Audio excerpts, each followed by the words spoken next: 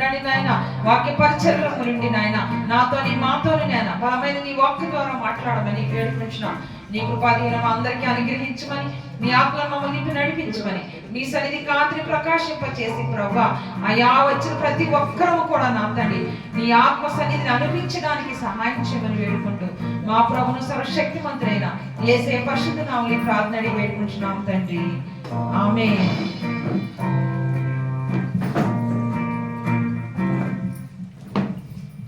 దేవుని నామాన్ని స్తుతించడానికి మొట్టమొదటి పాటగా స్తోత్రం చెల్లించము, స్తుతి స్తోత్రం చెల్లించమని పాటను పాడతామండి.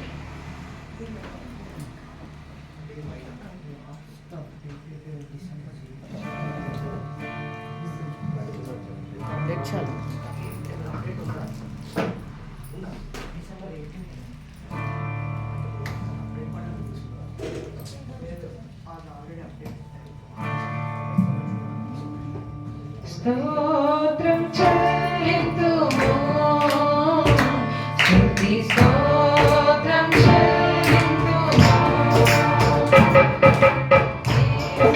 యేసునాథుని మేలులు తలచి, యేసునాథుని మేలులు తలచి, స్తోత్రం చెల్లింతుము, స్తుతి స్తోత్రం చెల్లింతుము.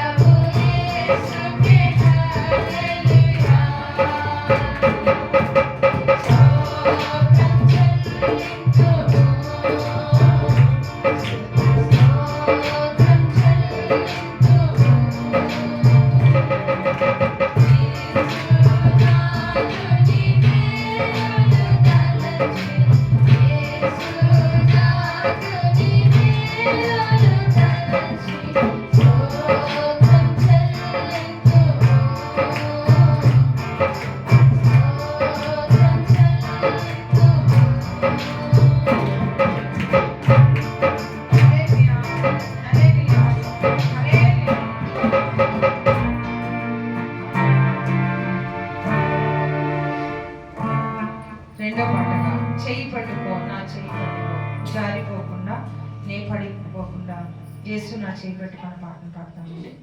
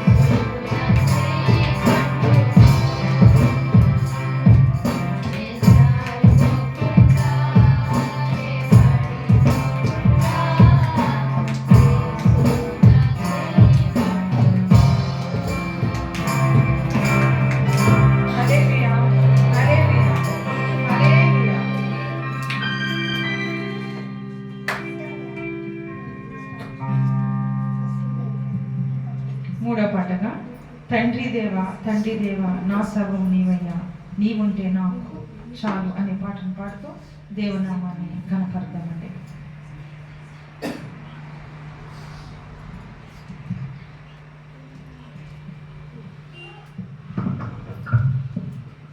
తండ్రి దేవా, తండ్రి దేవా, నా సర్వం నీవయ్యా, నీవుంటే నాకు చాలు. దేవా, తండ్రి దేవా, నా సర్వం నీవయ్యా, నీవుంటే నాకు చాలు. నా ప్రియుడా, నా ప్రాణమా, నిన్నారాధించెదను. నా జీవమా, నా స్నేహమా, నిన్నారాధించెదను. నా ప్రియుడా, నా ప్రాణమా, నిన్నారాధించెదను. నా జీవమా, నా స్నేహమా, నిన్నారాధించెదను. శ్రీదేవా, శ్రీదేవా, నా సర్వం నీవయ్యా, నీవుంటే నాకు చాలు.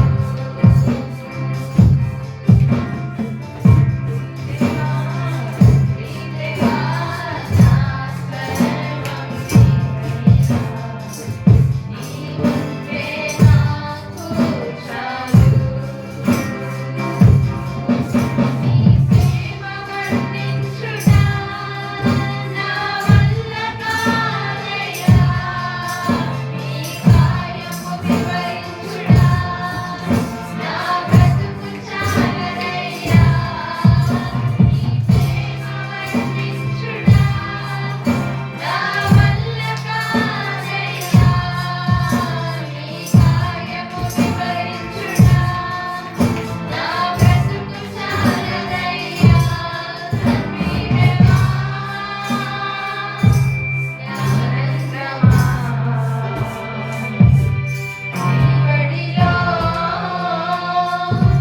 నాకు సుఖము.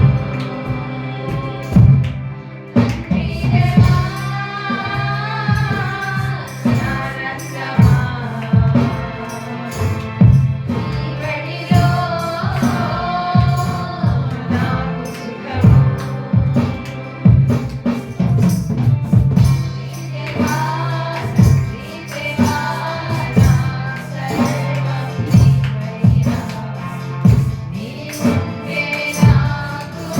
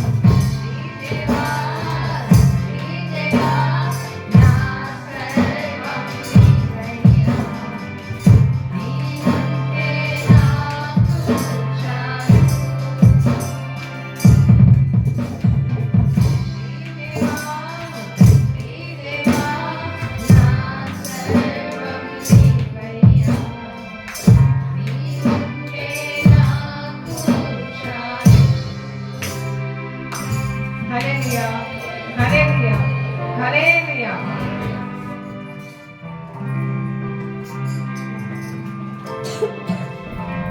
ఇంతవరకు పాటల ద్వారా ప్రభు యొక్క నామాన్ని ఘనపరచడానికి దేవుడు మనకిచ్చినటువంటి గొప్ప తరుణాన్ని బట్టి దేవునికి కృతజ్ఞతాస్తుతులు చెల్లించుకున్నాం. ఈ సమయమందు కీర్తనని ఉత్తర ప్రచురీతిగా చదువుదామండి. కీర్తనలు 107వ అధ్యాయము 21వ వచనం నుంచి చివరి వచనం వరకు చదువుదాం. కీర్తనలు 107వ అధ్యాయము 21వ వచనం నుంచి చివరి వచనం వరకు మన మధ్యనటువంటి బ్రదర్ సామ్యూల్ గారు ముందుకు చదవలసిందిగా ప్రభు పేట మనం చేస్తున్నాం.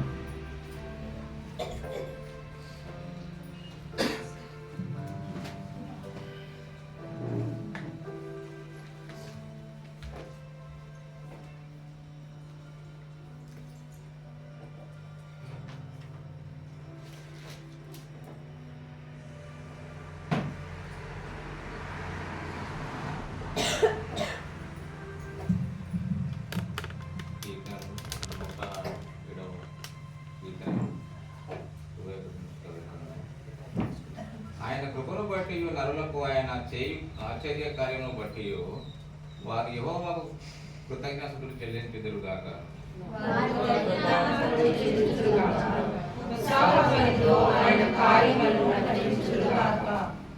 ఓడలెక్కి సముద్ర ప్రయాణం చేయువారు, మహాజలముల మీద సంచరించుచు వ్యాపారం చేయువారు యెహోవా కార్యములను సముద్రములో ఆయన చేయు అద్భుతములను చూచిరి. ఆయన సెలవీయక తుఫాను పుట్టెను, అది దాని తరంగములను పైకెత్తెను. వారు ఆకాశం వరకు ఎక్కుచు అగాధమునకు దిగుచు నుండిరి. శ్రమ చేత వారి ప్రాణములు కరిగిపోయెను. మృతులైన వారి వలె వారు ముందుకు వెనుకకు దొరుకుతూ ఇటు అటు తుడుచుండిరి. వారు ఎటు తోచగయుండిరి. శ్రమకు తాళలేక వారి యెహోవాకు మొరపెట్టిరి. ఆయన వారి ఆపదల నుండి వారిని విడిపించెను. ఆయన తుఫానును ఆపివేయగా దాని తరంగములు అణగిపోయెను. అవి నిమ్మడమైనవని వారు సంతోషించిరి. వారు కోరిన దేవునకు ఆయన వారిని నడిపించెను. ఆయన కృపను బట్టి నరులకు ఆయన చేయు ఆశ్చర్య కార్యములను బట్టి వారు యెహోవాకు కృతజ్ఞతలు చెల్లించుదురుగాక. జన సమూహములో వారు ఆయనను కనపరచుదురుగాక. పెద్దల సభలో ఆయనను కీర్తించుదురుగాక.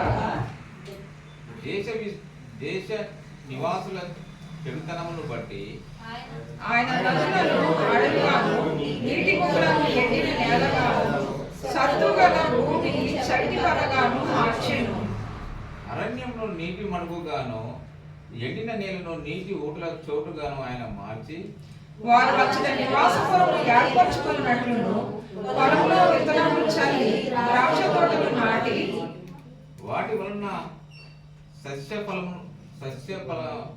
ఫల సమృద్ధి పొందినట్లును ఆయన ఆకలి కొనిన వారిని అచ్చట కాపురం ఉంచెను. మరియు ఆయన వారిని ఆశీర్వదింపగా వారు అధికముగా సంతానాభివృద్ధి నొందిరి. ఆయన వారి పశువులను తగ్గిపోనీయలేదు. వారు బాధలను ఇబ్బంది వలనను దుఃఖముల వలనను తగ్గిపోయినప్పుడు రాజులను నిందించుచు త్రోవలేని ఎడారిలో వారిని తిరుగులాడ చేయువాడు. అట్టి దరిద్రుల బాధను పోగొట్టి వారిని లేవనెత్తెను. వారి వంశమును మందవలే వృద్ధి చేసెను. యథార్థవంతులు దాన్ని చూచి సంతోషించుదురు. మోసగాళ్ళందరూ మౌనముగా ఉందురు. బుద్ధిమంతుడైన వాడు ఈ విషయములను ఆలోచించును. యెహోవా కృపాతిశయములను జనులు తలపోయుదురుగాక. దేవుడు తన పరిశుద్ధ వాక్యమును దీవించి ఆశీర్వదించుగాక. ఈ సమయంలో సాక్ష్యాలకి అవకాశం ఇవ్వబడుతుందండి. ఎవరైనా మీ సాక్ష్యాలు పంచుకోవాలనుకుంటే దయతో క్లుప్తంగా త్వరగా మీ సాక్ష్యాలు పంచుకోవాల్సిందిగా ప్రభు వెంట మనం చేసుకుంటాం.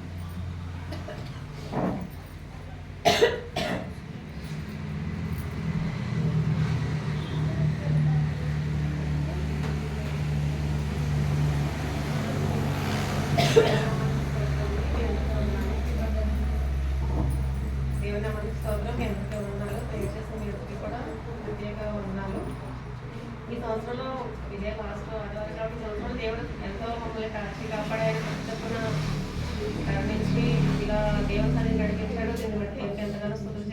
ఉన్నాను. ఈ సంవత్సరంలో మరి ఫస్ట్ ఫిబ్రవరి నెలలోనే నాకు యాక్సిడెంట్ అయినప్పటికీ చాలా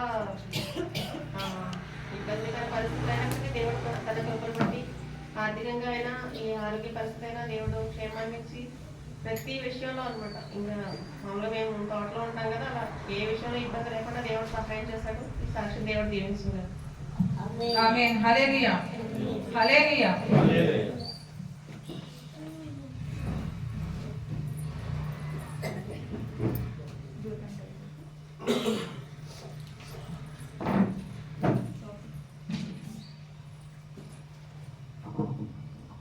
అందరికీ ప్రైజ్ అలాడ్. సాక్ష్యం ఏంటంటే నవంబర్ 2 నుంచి ఉంది నా ప్రాబ్లము. అయితే నవంబర్ 2 ఒక చిన్న పంచాయతీ ఉండే. ఆ పంచాయతీలో మా హస్బెండ్ ప్లస్ వాళ్ళ ఇంకా వేరే అతనికి అంటే వాళ్ళ చిన్నాన్నకి ఆ పంచాయతీ డీల్ కావాలని నేను గట్టిగా ఏడుస్తూ ప్రార్థించాను. November 2 Sunday. అయితే ఏడుస్తూ ప్రార్థించేది ఏంటంటే గొడవకుండా డీల్ కావాలని నా ఆశ ఉండేది. అయితే చాలా బాధపడుతూ గొడవ కాకుండా దేవా నీవే తనలో ఉండి ధర్మేందర్లో నీవుండి మాట్లాడాలి ప్రభా, అది ఏం జరిగినా సరే అని గట్టిగా ప్రార్థించాను.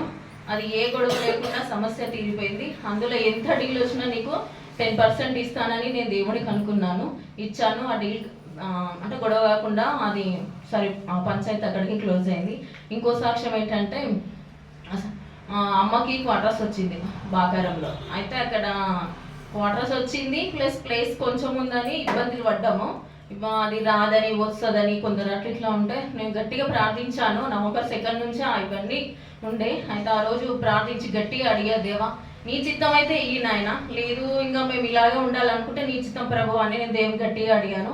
ఆ రోజు ఊరుకొని ఒక 3-4 డేస్ అయ్యాక అక్కడ సెక్రటరీ ఓకే అని ఆ ప్లేస్ని చూసి సరే ఇంతవరకు కట్టుకోవచ్చమ్మా అని చెప్పారు. ఇక ఇల్లు గుడగొట్టాక కొంచెం ఇటు పక్కన జనాలు ఉంటారు కదా, వాళ్ళకి కట్టేది మేమైనా పక్కన కొంచెం సమస్యలు గొడవలు పంచాయతీలు చాలా చాలా జరిగినాయి. అన్నిటిలో దేవుడు ఉండాలని నేను ఆశపడి నేను గట్టిగా ప్రార్థించాను. అక్కడ కూడా తీసుకెళ్ళి ప్రార్థన చేశాను సండే రోజు. సరే అయిపోయింది కదా అని సంతోషంగా ఉన్నాము. మళ్ళీ నెక్స్ట్ డే మార్నింగ్ మళ్ళీ పంచాయతీ. మా పంచాయతీలో మాది మేము ఇంకో బ్రదర్ ఉండే, ప్రార్థన చేయించి ఇంకా స్టార్ట్ చేద్దామని చెప్పి ఆ బ్రదర్ని తీసుకెళ్ళి ప్రార్థన చేసి ఇట్లా పక్క జరిగినామో లేదో గొడవ అయింది, పంచాయతీ అయింది. వాళ్ళు ఎంత ఊర్లో సగం మంది వచ్చారు అక్కడ బాకారంలో. అందరితో దేవా నువ్వు మాట్లాడి నాకు సమాధానం కావాలని నేను అడిగాను. సమాధానంగానే ఇల్లు ఓకే అయిపోయింది, శాంక్షన్ అయిపోయింది, సగం గొడవల వరకు లేచింది. ఇదంతటికి దేవుడు మా అమ్మతో కాపాడి ప్లస్ నన్ను మా బాధలు ఏంటని దేవుడు తెలుసుకున్నాడు. దేవుడు ఉన్నాడని నమ్మడానికి మా అమ్మకి ఇంకా కలగాలి, ఇంకా నమ్మట్లేదు. తన అనురాలు కనుక ఈ మధ్యనే కొంచెం దేవుడు నమ్ముతుంది, ఇంకా నమ్మాలని ఆశపడుతున్నాను. అట్లాగే మా కుటుంబం అంతా మేమందరం మారి మా మరిదికి కొంచెం సంబంధం కావాలని ఇప్పటి నుంచో 2 సంవత్సరాలు అయితే కష్టపడి ప్రార్థిస్తున్నా. కానీ టైం ఎప్పుడు వస్తుందో, తన రాతలు ఎప్పుడుందా అని దేవుని అడుగుతున్నా. ఆయన సమస్య కూడా తీరాలని నా కోరిక. ఎందుకంటే ఇంట్లో నన్ను ఏర్పరచుకున్నాడు దేవుడు, ఏర్పరిచిన దేవుడు ఇవ్వడా అని గట్టిగా అడుగుతున్నాను. ఆ సమస్య ఎప్పుడు తీరాలని మీ అందరిలో మా కుటుంబం గురించి కూడా ప్రార్థన చేయాలి. నా చిన్న సాక్ష్యం దేవుడు దీవించును గాక. ఆమేన్. హల్లెలూయా. హల్లెలూయా.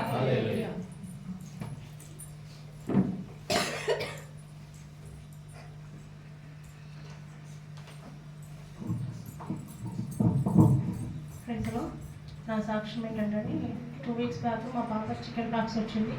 మరి మాకైతే ఏమీ తెలియదు అసలు ఎలా ట్రీట్మెంట్ చేయాలి, మరి ఎలా దాన్ని కేర్ తీసుకోవాలో నాకు తెలియదు. మరి రక్కన్ బ్రదర్స్ జిల్లా సిస్టర్ చెప్పిన సలహాన్ని బట్టి మరి మేము ఆయిల్ అప్లై చేసాము. దేవుని దయ మరి అవి ఎక్కువ కాలేదు. 2వ రోజు కల్లా పాపలో మాకు మార్పు కనిపించింది. అది అప్లై చేసిన నెక్స్ట్ డేనే అవి ఆగిపోయాయి, పెరగలేదు కానీ ఆగిపోయాయి. మరి దేవుని దయలో ఈ 2-3 డేస్ నుంచి అది కంప్లీట్గా హీల్ అవ్వడం మేము చూసాము. దేవుని నామానికి మహిమ కలుగాక. మా ఇంట్లో పెద్దవాళ్ళు ఎవ్వరు లేరు కాబట్టి అది ఎలా మరి పాపకి ఎప్పుడు తగ్గుతుంది, దానివల్ల ఇంకేమన్నా ఇబ్బంది అవుతుందా అని నేను అనుకున్నాను. కానీ దేవుడు పాపను ముట్టి స్వస్థపరిచాడు. దేవుని నామానికి మహిమ కలుగాక. మరి ఇంకొక 2వ సాక్ష్యం ఏంటంటే మరి నేను ఇప్పుడు అది 5th మంత్ ప్రెగ్నెంట్ కాబట్టి డాక్టర్స్ ఒక బ్లడ్ టెస్ట్ చేయించుకోమన్నారు. మరి దాని కాస్ట్ 17,000. ఓన్లీ బ్లడ్ టెస్ట్ కాస్టే 17,000. మరి అంత అమౌంట్ని బట్టి కూడా నేను దేవునికే ప్రార్థన చేశాను. మరి దేవుడు మా తమ్ముని ద్వారా ఆ అమౌంట్ని కూడా సహాయం చేశాడు. దేవునికి వందనాలు. మరి ఆ రిపోర్ట్ నిన్న వచ్చింది. ఎందుకంటే ఆ రిపోర్ట్ని బట్టే మరి డాక్టర్స్ డిసైడ్ చేద్దాము అని అనుకున్నారు. అది చాలా ఇంపార్టెంట్. మరి దేవుని కృప, నేను ఆ రిపోర్ట్ నార్మల్ రావాలని ఎప్పటి నుంచో ప్రార్థన చేశాను. దేవుని దయ వల్ల నేను ఆ రిపోర్ట్ నార్మల్గా వచ్చింది. అక్కడ వాళ్ళని అడిగినప్పుడు కూడా రిపోర్ట్ నార్మల్ ఉందని చెప్పారు. దేవుని నామానికి మహిమ కలుగాక. మరి జనవరి 17th మళ్ళీ ఒక స్కానింగ్ ఉంది. దయచేసి మీ ప్రార్థనలు నన్ను జ్ఞాపకం చేసుకోమని ప్రార్థన రిక్వెస్ట్ కోరుతున్నాను. Thank you. హల్లెలూయా, హల్లెలూయా. అయిపోయినండి సాక్ష్యాలు. ఇంకెవరు ఉన్నారా? లెస్సీ సాక్ష్యం చెప్తాను.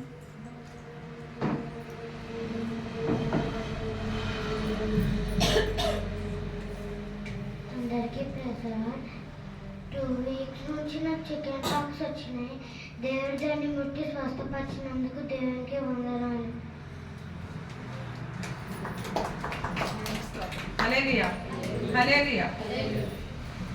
సాక్ష్యాలు అయిపోయింది కనుక మరి మా కుటుంబం బట్టి కూడా దేవునికి వందనాలు చెల్లిస్తున్నాం. మరి సంవత్సరం అంతా దేవుడు కాచి కాపాడి మరి సండేస్ దూరం నుంచి రావడానికి క్షేమ ప్రయాణాలు, మరి నీ రాకపోకల్లో యెహోవా నీకు తోడైనట్టుగా ఆయన మాకు తోడైంది ఎంతవరకు నడిపించారు. అందుని బట్టి దేవునికి వందనాలు. మా సంఘాన్ని నడిపించుకోవడానికి మరి ఈ విధంగా ఇక్కడ నిలబడడానికి దేవుడు తను చూపిస్తున్నటువంటి కృపకై కృతజ్ఞతాస్తుతులు. ఎటువంటి అనారోగ్యాలు కీడు రాకుండా చిన్న చిన్న విషయాలు మామూలే, వాటన్నిటి విషయంలో కూడా జయమనిస్తూ ఆయన మీద ఆధారపడి ఉన్నాం కనుక ఎప్పుడూ దిగులు పడకుండా బాధపడకుండా, ఒకవేళ అలాంటి పరిస్థితి వచ్చినా తిరిగి మళ్ళీ నిలబడ్డానికి కూడా దేవుడు కృప చూపిస్తున్నారు. చిన్న చిన్న డిస్టర్బెన్సెస్ మామూలే కదా, వాటన్నిటి విషయంలో కూడా మరి ముందుకి కొనసాగడం. ఎందుకంటే ఎక్కువగా ఫైనాన్షియల్గా దెబ్బ కొడుతూ ఉంటాడు